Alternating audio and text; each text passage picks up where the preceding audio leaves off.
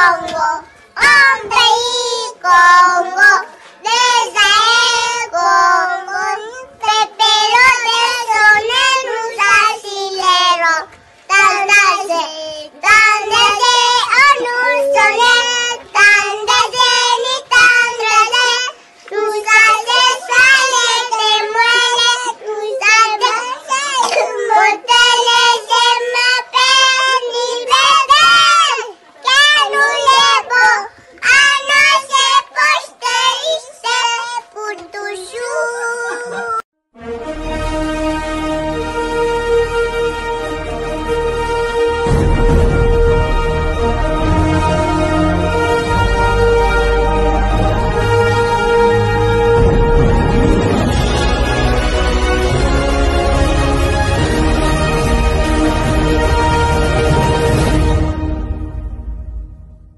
Bonsoir les abonnés de Big Congo Télévision, c'est bien votre bien-aimé JKN, autrement dit José Coco Nimangudi, les Wazalendo, qui vous propose cette magazine de Big Congo Télévision. Au sommaire, nous allons parler bien sûr de la prestation de notre ministre de l'Intérieur, Madame Thérèse Kayikwamba.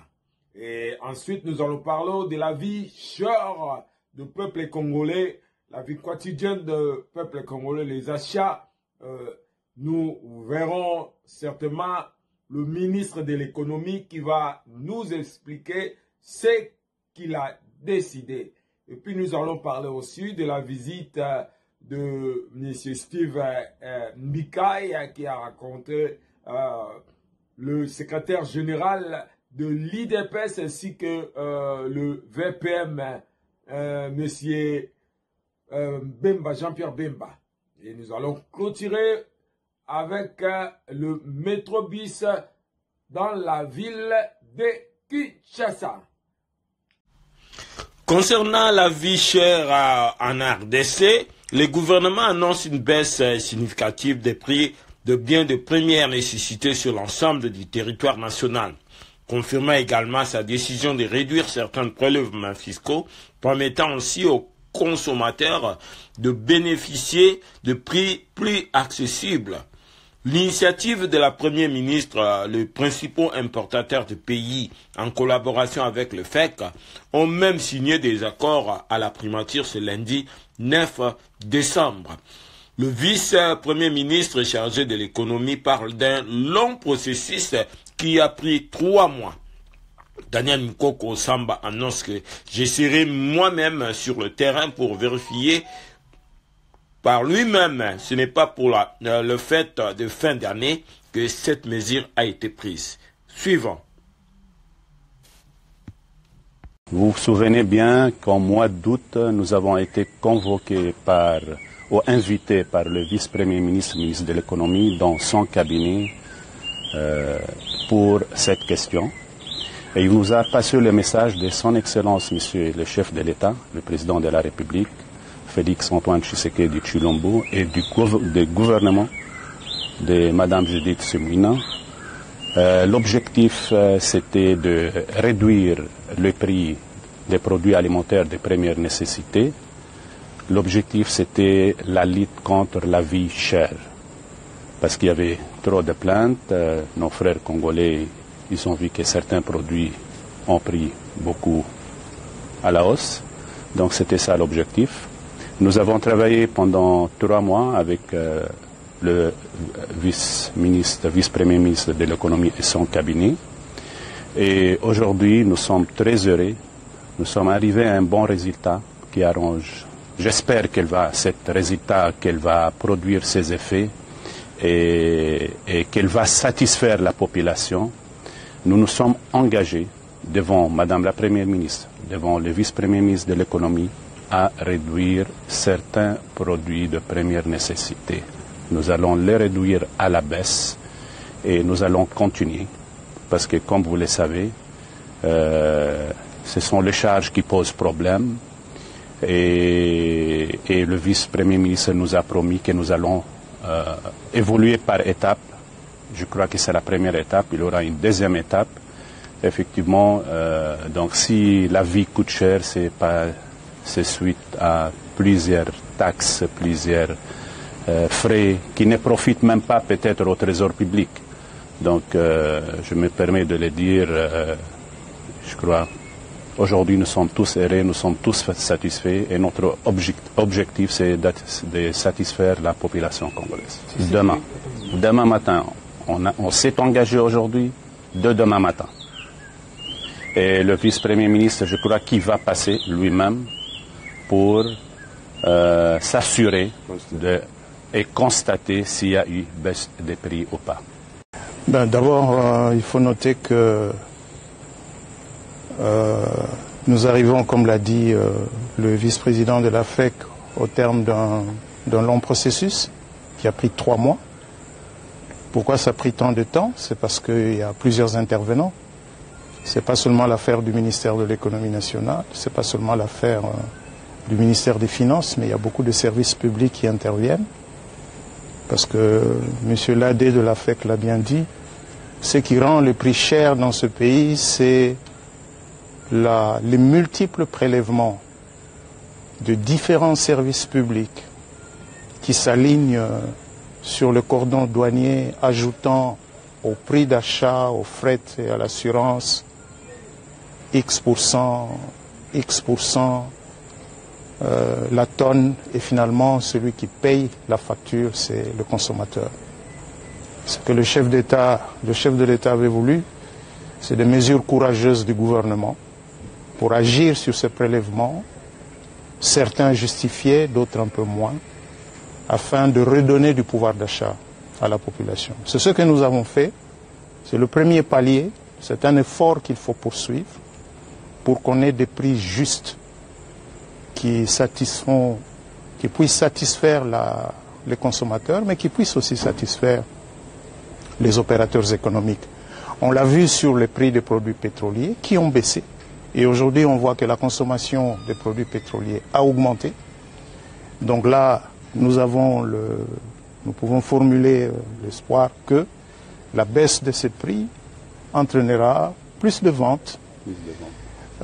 Les prix vont baisser à partir de demain. Je serai moi-même sur le terrain demain pour aller le constater.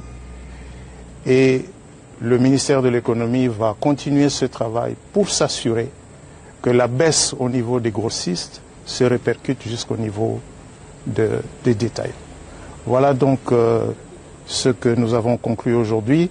Nous avons signé avec eux un procès-verbal qui met en place des mesures rapides permettant à ce que la baisse des prix soit effective dès demain, le 10 décembre 2024. La décision au Conseil des ministres a été prise le 9 août. Nous n'étions pas en période de fête le 9 août. Ce n'est pas pour le fait que cette mesure avait été prise, c'est pour redonner du pouvoir d'achat aux ménages congolais. C'est l'un des 6 engagements du chef de l'État, ne l'oublions pas. Voilà, c'est le deuxième engagement majeur du chef de l'État pour son deuxième mandat. Protéger, améliorer le pouvoir d'achat des citoyens congolais. Cet effort va se poursuivre. Il y a pas mal de choses encore à faire. Pas mal de choses à faire. Mais il faut savoir le faire de manière progressive. Là, ça a pris 3 mois. Ça a été long. Je sais que beaucoup d'ailleurs n'y croyaient plus. Beaucoup doutaient. Beaucoup nous disaient, mais tailleur ango depuis Azwaba mesure ango et lamba et tonga marakakate.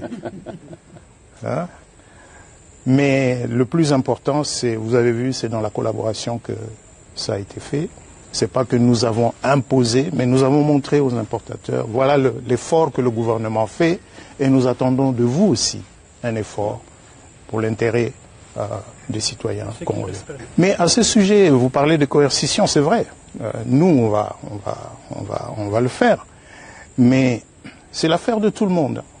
C'est aussi l'affaire de toutes ces associations de défense des droits des consommateurs. Hier, ils dénonçaient, ils faisaient circuler des tableaux montrant que les prix ont augmenté. J'espère qu'après-demain, ils vont faire circuler les tableaux qui montrent que les prix ont baissé et qui vont appeler la population à s'assurer que les prix baissent à tous les niveaux. C'est vraiment un appel que j'aimerais lancer. Il ne faut pas laisser ça au seul gouvernement, la société civile, les différentes associations. Protégeons ces mesures parce qu'elles vont dans l'intérêt général de la population congolaise. Guerre de l'Est. La ministre congolaise des Affaires étrangères, Thérèse Kayikwamba, devant le Conseil de sécurité des Nations Unies, au briefing consacré à la situation en RDC et à la MONUSCO à New York. La ministre a été claire en ces termes. Je ne blâme pas le Rwanda pour tous les maux de la RDC. Je blâme le Rwanda pour la présence de ces troupes sur notre territoire. Pour le massacre de civils à Kishiswe, pour les bombardements des camps de déplacés à Mungunga, le pillage systématique de nos ressources naturelles et les attaques contre les soldats de la paix des Nations Unies et de la SADC. Je blâme donc le Rwanda pour les violations de la Charte des Nations Unies. Présidente, merci pour m'avoir accordé à nouveau la parole. Je serai brève, mais je me dois de répondre avec la plus grande clarté et fermeté face aux arguments avancés par le représentant permanent du Rwanda. D'emblée, soyons clairs. Je ne blâme pas le Rwanda pour tous les maux de la République démocratique du Congo. Je blâme le Rwanda pour la présence illégale de ses troupes sur notre territoire, le massacre de Kishishe, le bombardement du camp de déplacés de Mugunga, le pillage systématique de nos ressources naturelles et les attaques contre les soldats de la paix des Nations Unies et de la SADC. Je blâme donc le Rwanda pour les violations de la Charte des Nations Unies. Ces actes sont tous des crimes, ils ne relèvent pas d'un quelconque malentendu ou de différends bilatéraux. Ces faits, Madame la Présidente, ne relèvent pas de spéculation, ils sont documentés, corroborés et gravés dans les rapports des Nations Unies. Je prends néanmoins note de la posture du Rwanda qui doute de l'objectivité des experts des Nations Unies. Le Rwanda avance que la République démocratique du Congo est confrontée à de nombreux groupes armés. Et oui, c'est un fait. Mais cet aveu de la complexité de notre contexte sécuritaire ne saurait servir de justification à ses propres violations de notre souveraineté. Ce n'est pas parce que d'autres défis existent que son soutien au M23 ou la présence de ses troupes en République démocratique du Congo en deviennent excusables. Je le dis avec force, l'appréciation du Rwanda sur nos défis internes ne lui donne aucun droit d'y intervenir. Le Rwanda invoque aussi l'idée que le M23 représenterait des communautés marginalisées. Permettez-moi de poser une question simple à cette Assemblée. Depuis quand des massacres, des déplacements forcés et la réorganisation démographique de territoires sont-ils des moyens légitimes pour répondre à des revendications ethniques ou sociales? Le M23 ne défend aucune cause, il exécute une stratégie dictée par les intérêts du Rwanda. Le groupe d'experts l'a démontré, il ne s'agit pas de défendre des minorités, mais de contrôler des ressources et d'affaiblir la souveraineté de la République démocratique du Congo. Enfin, le Rwanda prétend que les mesures qu'il qualifie de défensives seraient légitimées par des propos tenus par des responsables congolais. Je rejette fermement cette allégation. Aucun propos quelconque ne peut justifier les massacres de civils, les pillages de ressources ou l'occupation de territoires. Rien, absolument rien, ne peut légitimer les crimes de guerre, les crimes contre l'humanité ou la violation de la Charte des Nations Unies. Détrompez-vous, Monsieur le représentant. Le Rwanda n'est pas et ne sera jamais le gendarme de la région des Grands Lacs. Merci. Si le Rwanda souhaite prouver sa crédibilité en tant qu'acteur de paix, qu'il commence par honorer ses engagements dans le processus de Luanda. 34 jours plus tard, nous attendons toujours vos experts. Et ils arrivent seulement après insistance de la part de la République démocratique du Congo et du médiateur. La République démocratique du Congo reste fermement engagée dans le processus de Luanda, convaincue qu'il constitue la voie la plus prometteuse vers une résolution durable du conflit. Tout au long de ce processus, notre posture a été constante, constructive, respectueuse des engagements pris et résolue à œuvrer pour la paix. Ce Conseil a un rôle central à jouer pour garantir que toutes les parties respectent leurs obligations et contribuent à cet objectif commun. Madame la Présidente, Mesdames et Messieurs, le peuple congolais, dans toutes ses composantes, aspire à la paix et à la stabilité. Ces aspirations légitimes ne sauraient être réduites au silence par des stratégies de division et de domination. Mon pays est résolu à protéger ses citoyens, à préserver son intégrité territoriale et à bâtir un avenir où la souveraineté des États est respectée et non manipulée. Nous ne demandons pas de faveur. Nous exigeons que le droit international soit respecté, que la souveraineté de la République démocratique du Congo soit protégée et que les responsabilités des actes commis soient pleinement assumées. Je vous remercie. Nous demandons aux deux parties de respecter le cessez-le-feu et de donner pour consigne aux groupes armés de faire de même. Nous sommes cependant préoccupés par les violations du cessez-le-feu qui ont été signalées au prétexte d'une attitude défensive. Des violations qui ont été appuyées par les troupes RDF. Cela doit cesser. Les FDLR ne doivent plus bénéficier d'appui. Le Rwanda doit retirer ses soldats du territoire de RDC et cesser d'appuyer quant à lui le M23. En outre, la MONUSCO doit pouvoir exécuter son mandat et il faut que les systèmes de missiles sol-air soient retirés ainsi que les interférences, ce qui perturbe les opérations aériennes de la MONUSCO et met en danger les vies des acteurs humanitaires et du personnel de l'ONU, ainsi que d'innombrables civils. De surcroît, pour qu'ils cessent de soutenir les rebelles et respectent la souveraineté du Congo. De plus, la communauté internationale doit fournir une aide humanitaire aux milliers de civils déplacés par le conflit. La situation dans l'est du Congo se détériore rapidement, et sans intervention immédiate, la région pourrait sombrer dans un chaos encore plus grand. Les récents progrès des rebelles du M23 à Walikale signalent une menace croissante pour toute la région. Des rapports sur le terrain indiquent que les troupes RDF ont capturé des points clés, notamment Kalembe, Kichali et Kalonge. L'incapacité du gouvernement congolais à répondre à ces incursions est profondément préoccupante, car elle suggère soit une ignorance de la situation, soit un choix délibéré d'ignorer l'occupation. Des observateurs se demandent comment une force étrangère de seulement 4 à 5 000 hommes peut pénétrer si profondément en territoire congolais avec une résistance minimale. Cela soulève de graves inquiétudes quant à la compétence des FARDC et à la possibilité d'une collaboration avec l'ennemi. Il est temps que Tshisekedi remplace les dirigeants militaires et prenne des mesures plus agressives pour défendre les frontières du Congo. Alors que le conflit dans l'est du Congo fait rage, l'avenir de la RDC est incertain. La rébellion du M23, soutenue par le Rwanda, continue de poser une menace importante à l'intégrité territoriale du pays. Les pourparlers de paix à eux seuls ne suffiront probablement pas à mettre fin à la violence, et la RDC doit adopter une position plus agressive si elle espère récupérer ses territoires perdus. Le président Tshisekedi doit renforcer les FARDC et éradiquer toute trahison au sein de ses rangs. Si nécessaire, la RDC devrait envisager d'employer des mercenaires pour aider à la défense de la nation. De plus, la RDC doit tenir Kagame responsable de son rôle dans le conflit et chercher un soutien. La visite surprise de Steve Mbikai aux permanences de l'IDPS, accueilli par le secrétaire général Augustin Kabouya.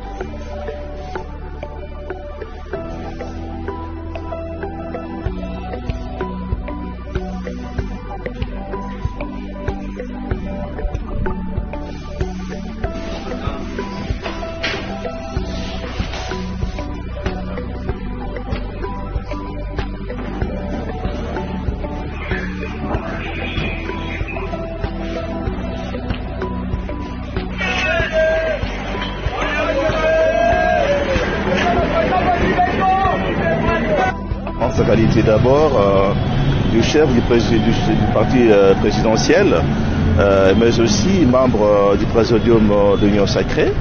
D'abord pour envoyer un message fort au chef de l'État que nous sommes là pour soutenir de façon inconditionnelle l'initiative qui a été prise des réformes constitutionnelles. D'autant plus que nous, le Parti travailliste, ça fait 4 ans qu'on a commencé avec cette démarche. Nous avons fait le tour de la République, on a été en toutes les provinces, récolté des signatures pour obtenir la révision. Et nous en avions récolté environ 113 000 déposés à l'Assemblée nationale. Donc, quand le chef a dit ça, eh ben, nous, on a soutenu à 100%. Eh ben, il y en a qui sont pour la révision, d'autres pour le changement. Et nous, PT, on est pour le changement. La Constitution, pour quelle raison? Parce que nous avons toujours demandé qu'on supprime les institutions budgétives, dont le Sénat, Assemblée provinciale et autres. Or, cela implique qu'on doit changer la forme de l'État, qui est verrouillée au niveau de l'article 220 de la Constitution. Alors, si nous voulons bien arriver à supprimer le Sénat et d'autres institutions, notamment l'Assemblée provinciale, quelle est la stabilité dans les provinces, en ce moment-là, eh ben, nous avons besoin de pouvoir poser la question au citoyen primaire qui l'a verrouillé par un référendum. Ce qui amène qu'il y ait un projet de constitution à soumettre au référendum pour que le peuple tranche et décide. De deux, nous sommes dans une grande famille politique qui est l'Union Sacrée. Nous pensons qu'on doit accompagner le chef de l'État dans ce qu'il a dit.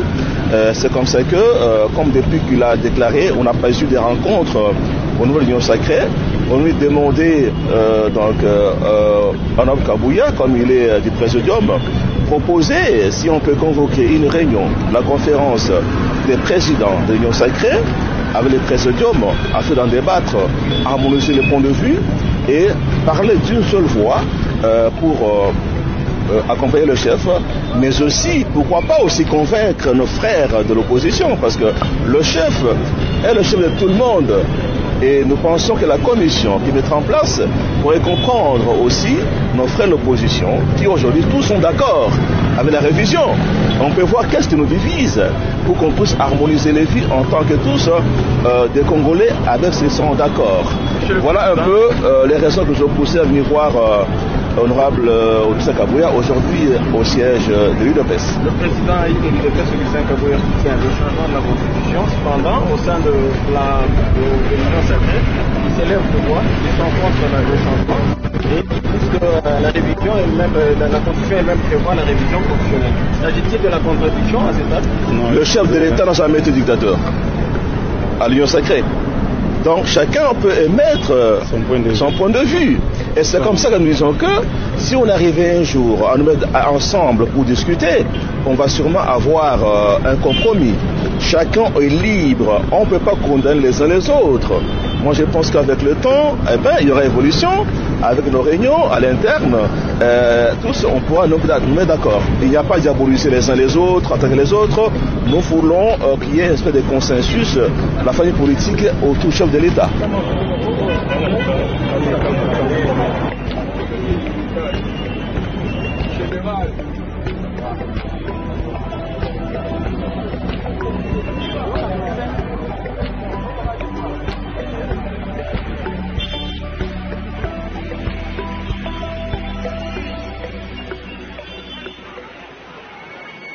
Naboulou, qui est sa délégation, se sont rendus auprès de Jean-Pierre Bemba Gombo, un autre membre du présidium de l'Union Sacrée. Les échanges avec une forte délégation du Parti travailliste ont tourné autour de plusieurs points, notamment la réforme constitutionnelle, la restructuration et la redynamisation du secrétariat permanent de l'Union Sacrée.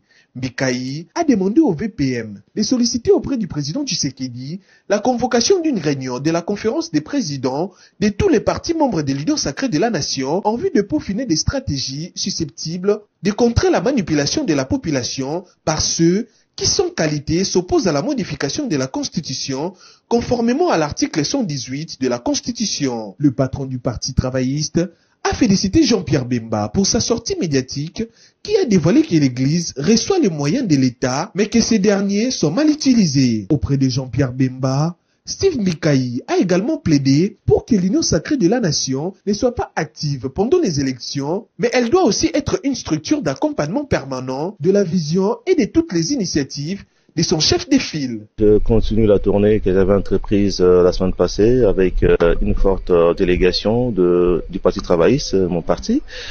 Nous avons déjà été chez le secrétaire général de l'UDPS, honorable Kabouya.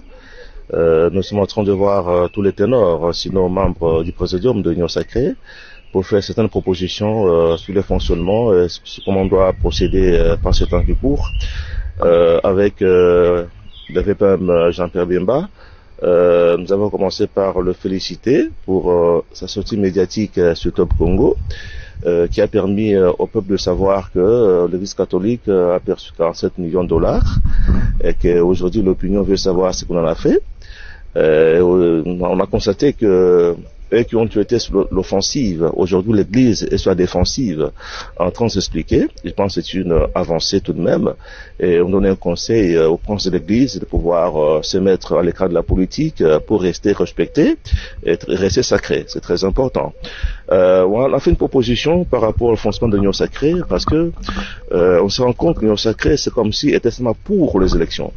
Et pourtant, c'est une machine qui doit aussi accompagner le chef de l'État, accompagner le gouvernement dans ce qu'il fait, mais aussi affronter ceux qui s'organisent pour peut-être créer des problèmes, des tensions au pays en rapport avec la question de la révision ou changement de la Constitution. Alors nous pensons nous qu'ils peuvent demander au chef de l'État qui est numéro 1 de l'Union Sacrée pour qu'il y ait une réunion, n'est-ce pas, convoquée avec la conférence des présidents de l'Union Sacrée et que nous puissions accompagner notamment cette question de la Constitution, des réformes constitutionnelles telles que dit par le chef de l'État, parce que on ne sent pas assez d'accompagnement au niveau des acteurs de l'Union Sacrée. Alors s'il y a une réunion, on peut en parler, et l'évolution de sur le terrain pour contrer tous ceux qui sont en train de pouvoir intoxiquer, alors qu'on parle de la réflexion. On ne sait pas encore qu'est-ce qui va être modifié dans la Constitution, mais les gens s'agitent. Alors voilà un peu ce dont on a parlé. On attend la suite de ça pour savoir comment ça va se passer. Et on a se demandé et plaidé pour qu'on puisse restructurer et puis renforcer le secrétaire technique de l'Union Sacrée. Parce que, à mon humble avis, ça ne fonctionne pas bien. Il faut que cette structure qui est permanente puisse être sur tous les fronts. Organiser la communication, organiser des contre-attaques, organiser tout ce qu'il faut comme famille politique, parce que l'Union Sacrée doit demeurer pour que nous puissions, n'est-ce pas, garder le pouvoir le plus longtemps possible. Et pour ce faire, il faut qu'on puisse refaire les choses de sorte qu'on puisse sentir que nous existons même après les élections. Parce que c'est pas seulement une affaire d'élection, mais il faut accompagner le pouvoir, il faut organiser les choses dans le pays pour pouvoir éclairer notre peuple. Qu'est-ce qu'il vous a dit? Le frère Jean-Pierre Bemba a été très réceptif et puis il a trouvé que notre démarche est tellement pertinente. Il a promis d'en parler aujourd'hui avec le chef de l'État et puis il va me revenir pour me dire la conclusion qui sera prise quand il va, n'est-ce pas, discuter avec le chef. Après cette rencontre avec Jean-Pierre Bemba, la prochaine étape, ça sera avec un autre membre du présidium de l'Union Sacrée.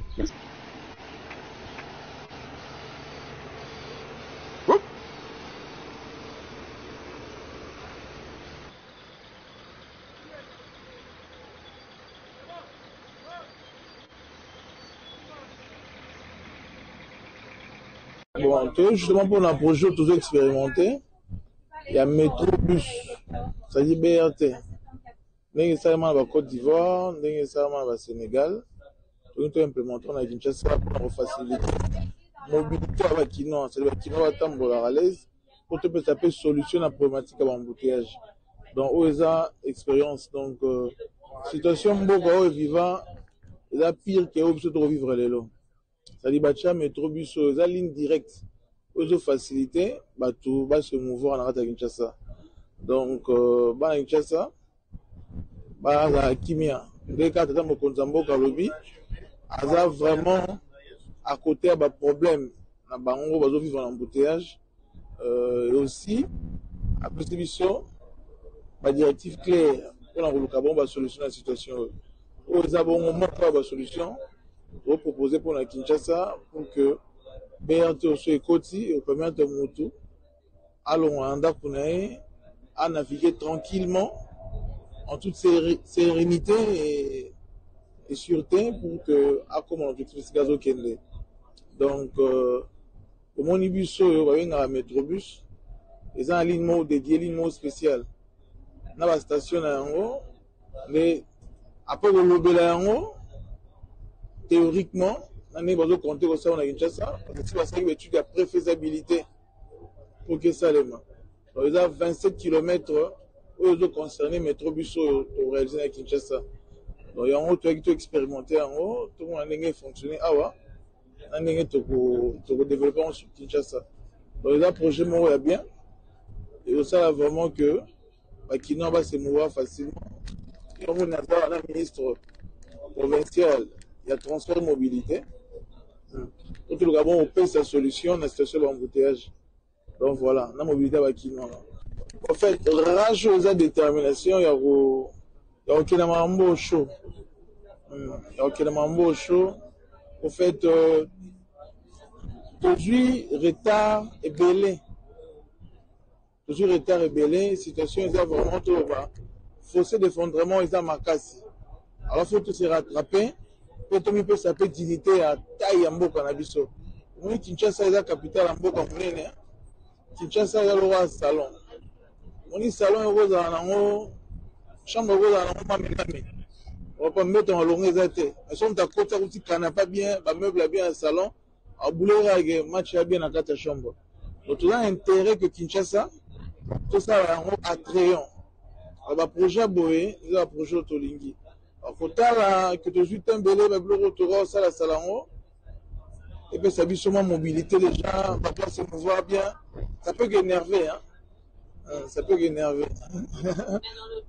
Dans le bon, quoi. Ils ont une colère. La colère, ils ont ce dynamisme. Il y a pour réaliser Marambo.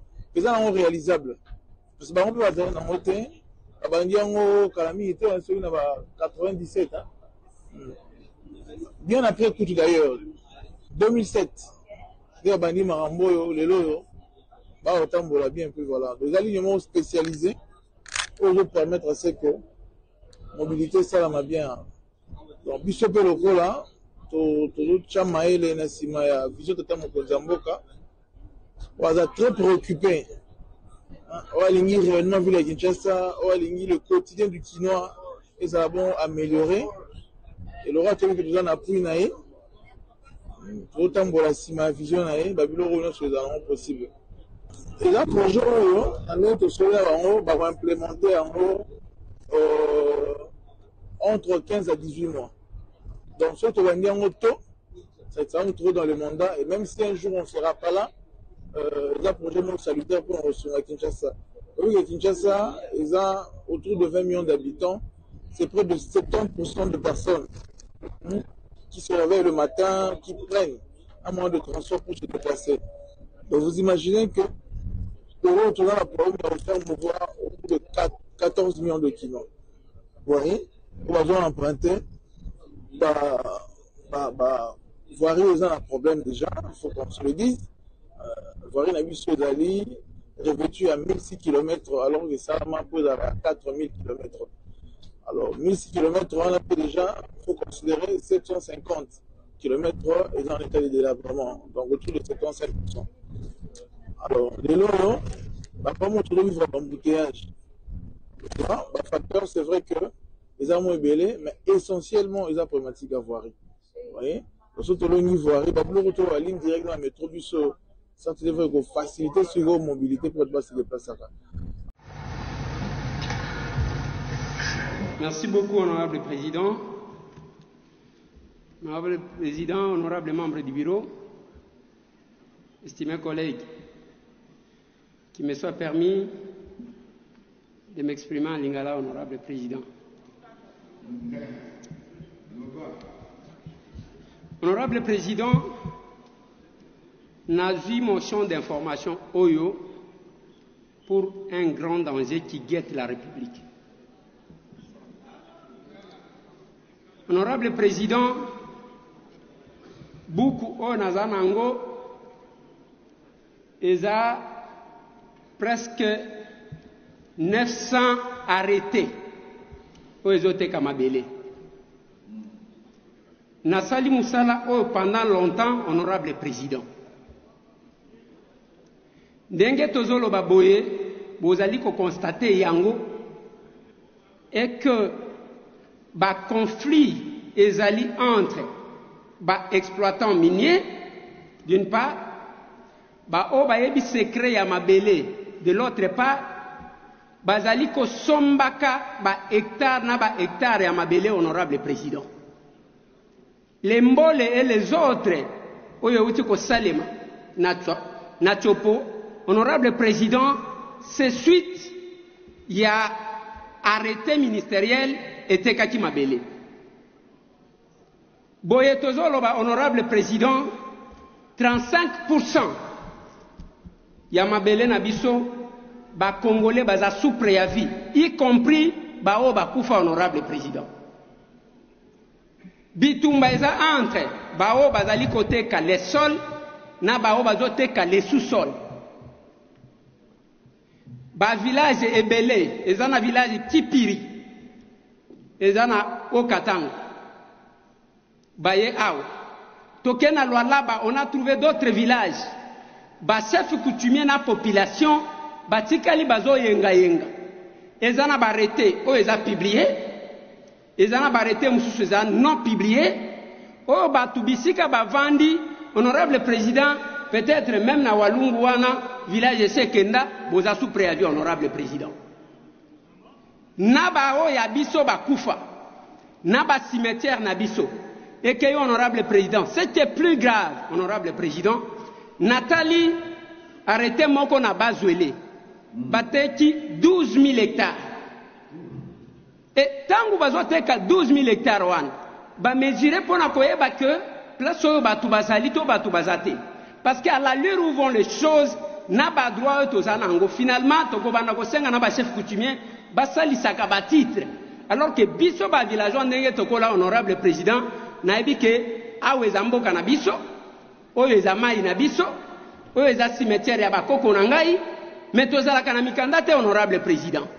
Voilà pourquoi au vu de ça nazo senga dans notre bureau soti bokoti kondima parce que le danger est grave honorable président.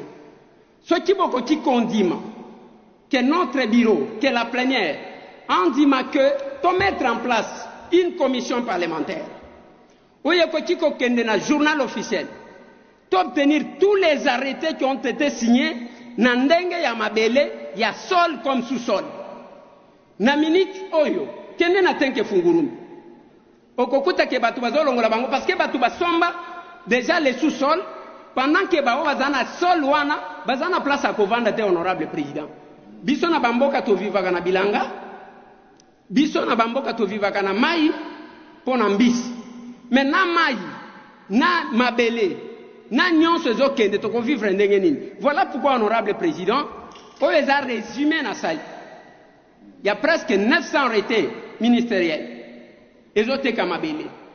Parce que tant que nous avons une balkanisation, que bazo bundisa biso kuna, mais mabele zokende, c'est à travers le pays.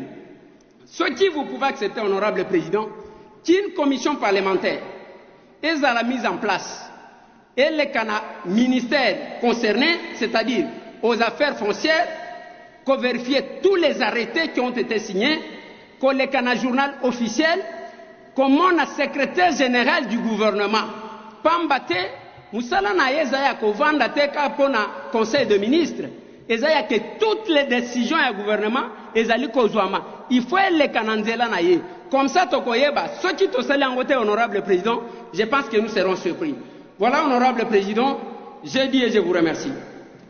Merci honorable Eliezer Tambwe pour la motion na yo yatina. Ezaya solo soki mpe meme na kolwezi lopango mosusu ekomi gisement minier omona yo na voisin mobandi kotimbola pa kokutani na se ya mabele donc oyebi biso osala nini te donc eloko oyo nakanisi ndeko Eliezer Olandaki lobi mokonzi ya mboka alobaki eloko oyo bato balala malamu te cadastre agricole cadastre minier ya biso mokonzi alobelaki yango mais il faut to évaluer sous-sol na biso toyeba ezali motuya boni lokola na Brésil soki kozwa gisement minier bakotindo na Portugal te neti biso foke na interview ren parce que banoko bakenda na mikanda nyonso ba recherche na bango awa naza koloba na bino ebele bayebi te bakoyeba bango nsima toyebaki biso nyonso ke lithium eza ebele te na manono boye te mais baye komona ke filon wana baaméricain basali recherche basi bayebi yango biso mpe bato tozwaka information toyebi yango eye kosuka nde na Shabunda nde place eza ebele mpe koleka lisusu defo toyebaka motuya ya mboka na biso ntango tozoteka mabele lokola Eliezer alobi na se ya mabele sikoyo ozojembela likolo oza kolo mabele me basi bateki na se siko okende wapi entre temps bato bazwi kosala batraitement baminere bakoutilize baaside na mbisi mpe ekufi na mai na mai ezali en tout cas honorable Eliezer nasepeli nakanisi mpe plénière mobese mpe na motion na yo tondimi mpe conclusion na yango direction ya science prendre bonne note ezali mpona likambo ya mabele boye te ezali avenir ya mboka na biso. Merci mingi pour la motion na yo. De toute façon yo sala ma motion kaka bien, n'est-ce pas? Sikoyo président Boso oyo alingako mingi alobi akoede yo po komela ngai posa makambo ekela lombango